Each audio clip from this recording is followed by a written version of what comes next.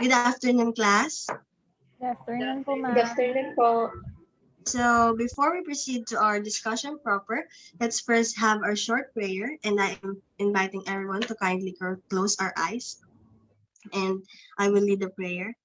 Lord God, Heavenly Father, muli po nagpapasalamat po kami, Lord God, sa panibagong buhay na pinagkaloob po sa bawat isa, Panginoon.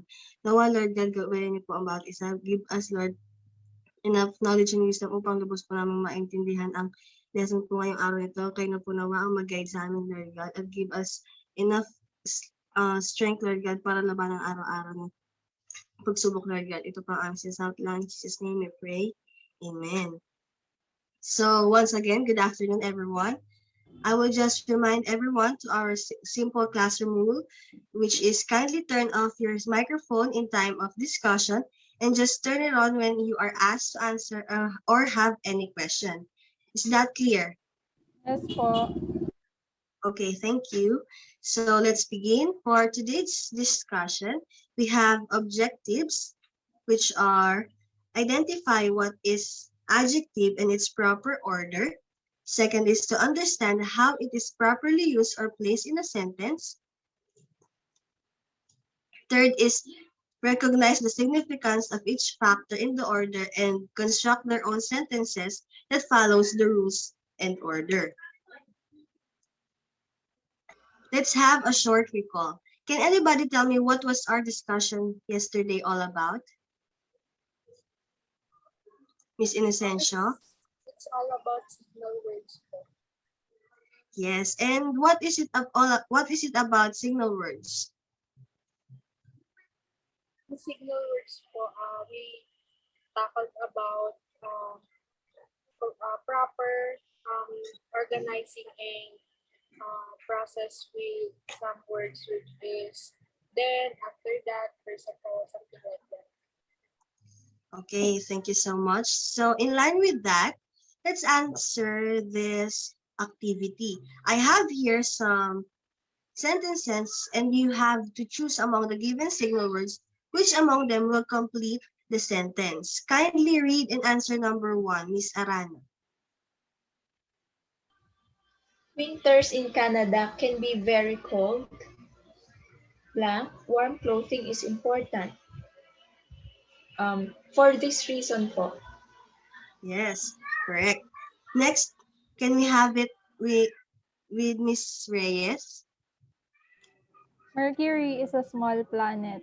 Blank, it is only slightly larger than our moon. In fact po. Correct. Next, please, Miss Innocencio. I was sick, so I didn't study for the test. Blank, I got very low grade. Therefore, Okay, thank you. Next, can we have it again with Miss Arana? There was no rain for 2 months. Blank, all of the crops died. Because of this po. Correct. Lastly, Miss Laika. Patrick overslept this morning. Blank, he was late for work. As a result po. Okay, thank you so much. This shows na you have learned really something from our discussion yesterday. So, for the start of our discussion for today, are you familiar with what's in the box? Yes po. That's good to know because we are going to have an exciting activity. Instead of touching the object inside the box and guess it, and since we are under quarantine and we cannot do it actually, so the changes will be, I will send you, or I have sent you a private message containing the object that you are going to describe. Your task is to describe that object and let your classmate guess it. You are going to describe it according to color, shape, size, and what is it made or anything. Just don't tell them the exact name of the object. Are you ready? Yes po. Okay, let's begin with Miss Laika. I already sent you the picture. Have you saw it? Yes po, ma'am. Okay. Okay, the picture that I received is first one, it is sharp. It is something you can use to cut things, something um something sharp. Knife, Hindi. scissors. Ah, good job, Miss Arana. Can you do it, Miss Arana? Can you describe the picture that I have sent to you? The first one was it is small. It is made of metal, and its color is metal or silver. It is used to open locks. Key? Yes, key. Great job, class. Next, Miss Inocencio. The first picture that I received is it is long, made of a rope. It is color red. Jumping rope? Yes po. Ah, great. Um, do you want some more? I have one pa po. It is something cute. We can see most of this every Valentine's. It is color red and Stock toy. huh? Stock toy. Balloons. Rose. Heart shaped Rose. balloons. Rose. Mm-mm. Arrows. Okay, great job. Next is Miss Arana. My second picture was it is rectangle or square. It varies in color. It is made of paper. It is where students write. Notebook? Yes, notebook. Okay, last is Miss Inocencio. And the last picture I've got is it is a soft or smooth. It can help you to remove your makeup in your face. Cotton? Yes, Uh, Great Ang job, class. competitive ko. It shows that you've enjoyed our activities. So after the activity, what do you call the words we use to describe an object? Miss Arana? Adjective po. Okay. Next is, are you able to guess the thing that your classmate is being described? Yes po. sport. In what way? By imagining what they were describing po. Okay, thank you so much. And then, how do the descriptive words used by your classmates do helps you to identify the specific object that is being described? Help us to visualize for the thing that we wanted us to picture. Okay, thank you so much. Let's dig deeper and check if your answers are correct. So now let's figure out what is an adjective. It is a word or phrase naming an attribute added to or grammatically related to a noun to modify or describe it.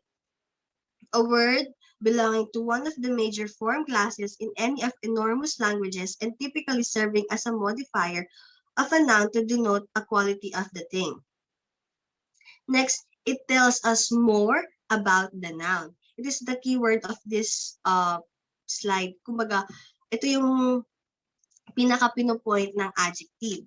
Next is, these are words that describes the qualities and quantities or states of being nouns. So basically, adjectives describes the noun in the sentence. For example, or here are some examples of an adjective. Can you read it, Miss Reyes?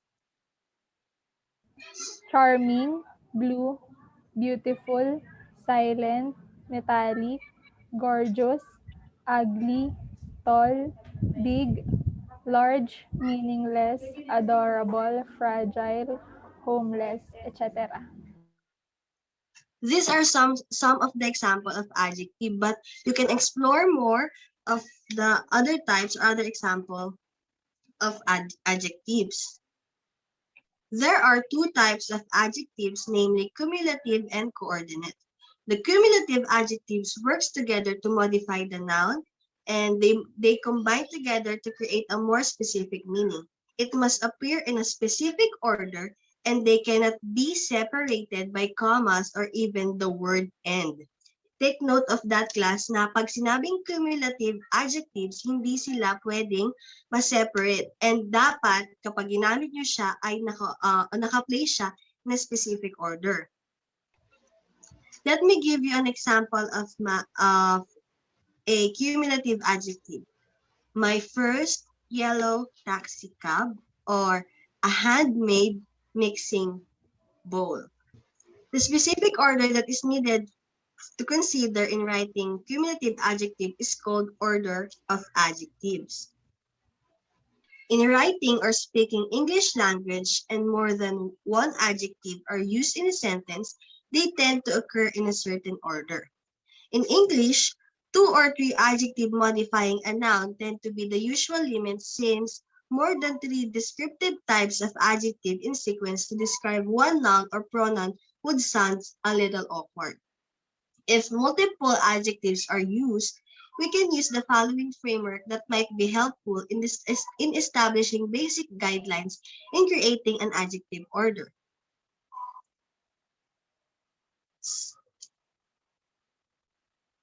First, we have the determiner. It is a word that introduces a noun or provides information about the quantity of a noun. It always comes before a noun, not after, and it comes before any other adjectives used to describe the noun.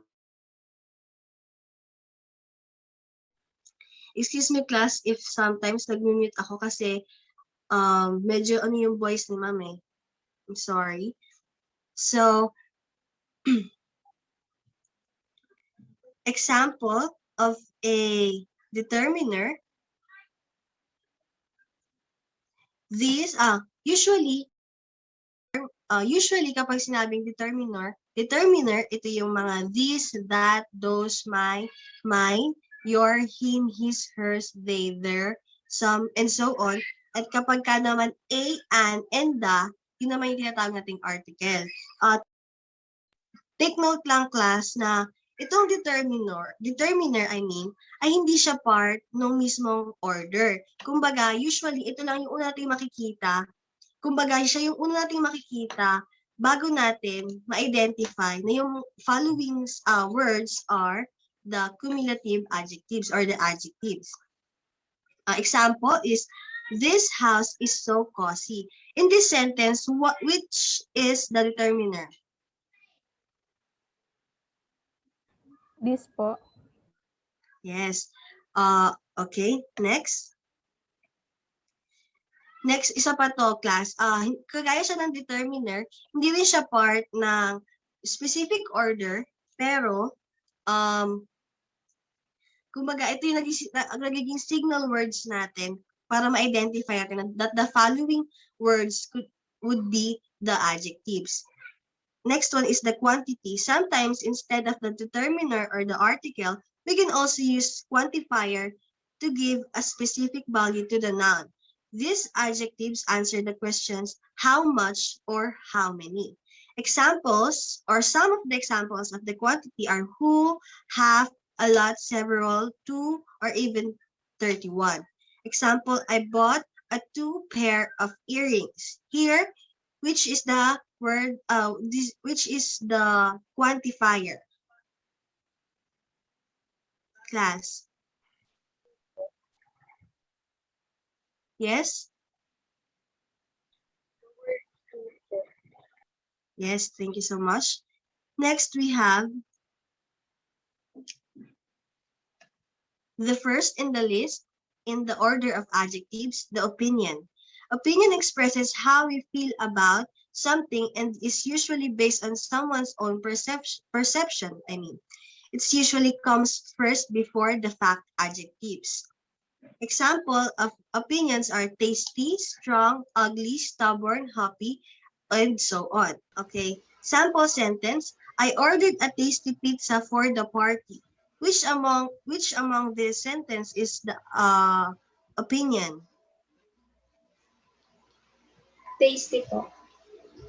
Miss Arana, can you give me an example of an opinion adjective? Generous and pretty. Okay, thank you so much. Let's proceed. Next one, we have the size. In here, it includes any number of descriptive size of words and tells how big or small something is. Example, big, small, huge, gigantic, short, and etc. Example sentence, I ordered a huge swimming pool for the party. Which among the sentence is the example of the size adjective? Huge po. Okay, thank you so much. Okay, proceed tayo. The third one is the age. It refers to specific age adjectives and describes the situation of the noun if it is old or new. Example, old, new, young, or etc. I bought a new swimwear. Here, the age adjective is the, Word new po. thank you so much. Mabilis ba si ma'am or may naguguluhan ba? Class? Tama lang po. Okay. Pag sinabi nating opinion, yun yung perception mo. Pag sinabi nating size, how big or small, and kapag age, it tells about how old or new something is. Next one, we have the shape. Of course, it tells about the shape of the noun or the object that is pertaining to. Examples, square, round, triangular, rectangular, and etc. I bought a round swimming pool. In here, we have the word as a shape. The word. Round po. Round. Okay. Next, we have the fifth one. We have the color. It tells about the physical appearance of the noun in terms of color. Basically, blue, pink, red, green, black, and etc. Simple thing na kapag describe mo yung objects, tulad ng ginawa natin kanina, sinasabi natin kung ano ba yung kulay niya, di ba? Next, we have origin. In here, it describes where something came from, like Philippines, French, American, Eastern. Example, she wore a new French trouser. The word French signifies the... Origin of the trouser po. Okay, very good. Next, we have the material. The material describes what something is made from. Like kanina, si Miss Arana describe niya yung key. So, sinasabi niya it is made of metal, it is made of paper, nung describe naman niya yung notebook. Example, wooden, metal, cotton, paper, rubber, and etc. Excuse me.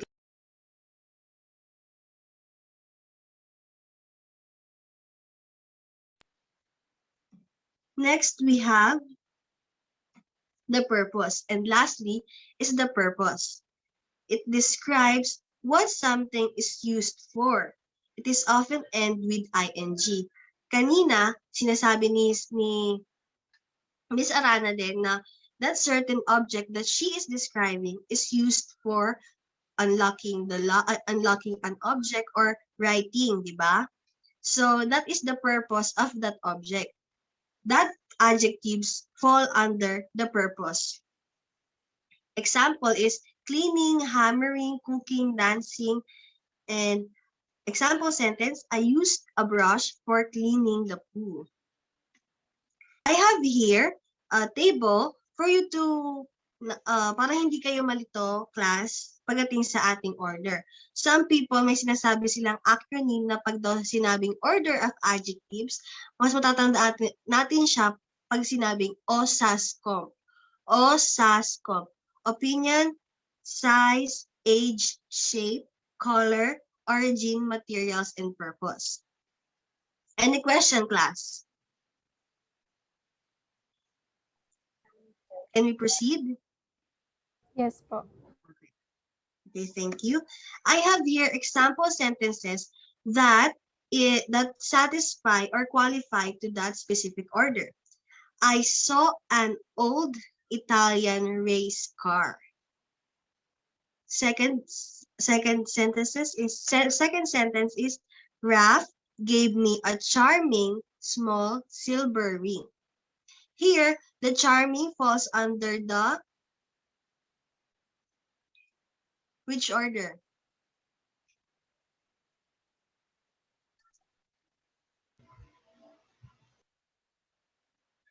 Opinion. Yes. And the small falls under the, Size po. okay. And silver falls under, Color okay. po. Or Color. maybe material. It can be considered as material, di ba? Okay. And I forgot to mention that after those order, after that, ang kasunod niya is noun, like this. Charming, small, silver, yun yung ating order or cumulative adjectives. And after that, kung ano yung dinidescribe niya, which is the ring. Understood? Yes po. Okay. Third sentence, I bought an exciting mystery novel book. Mystery is also considered as, exciting is also considered as opinion since it is based on my perception. Next, I really love that big old wooden clock. Lastly, my sister adopted a cute little gray bunny. After giving these examples, can you provide your own examples that will satisfy the order of adjectives? Let's start it with Miss Arana. I bought a beautiful small round ball. Yun po. Can you tell me which among them or what kind of adjectives are those? Beautiful is opinion. Small is size. Round is shape. And the ball is the noun.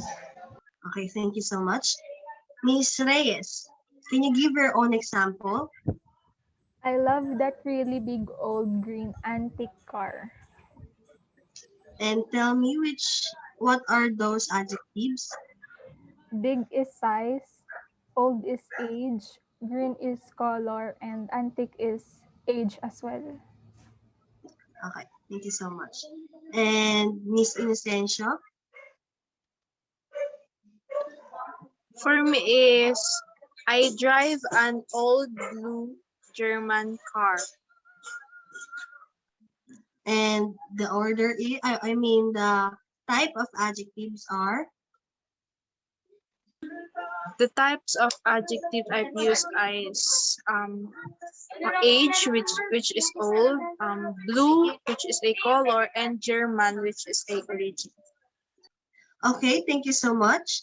Now let's talk about the other type of the adjective, which is the coordinate adjective. The coordinate adjective are also multiple adjectives that modify the same noun, but with their order are far less important, but they can be used individually with the noun.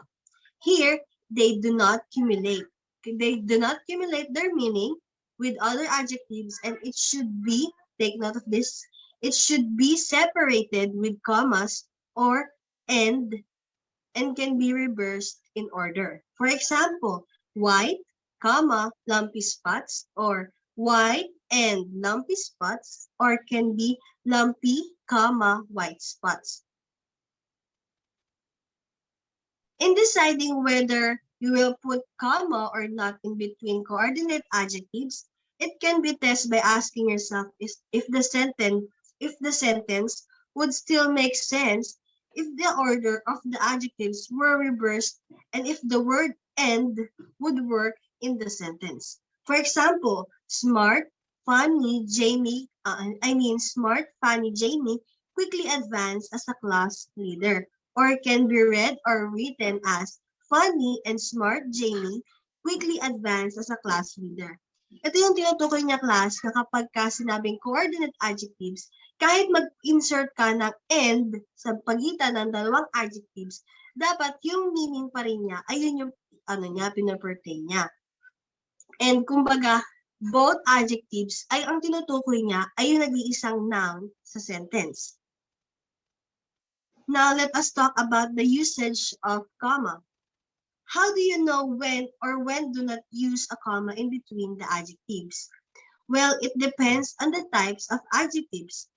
The general rule for using comma is if the paired adjectives come before the noun and give different types of information, do not use a comma. Remember that, do not use a comma.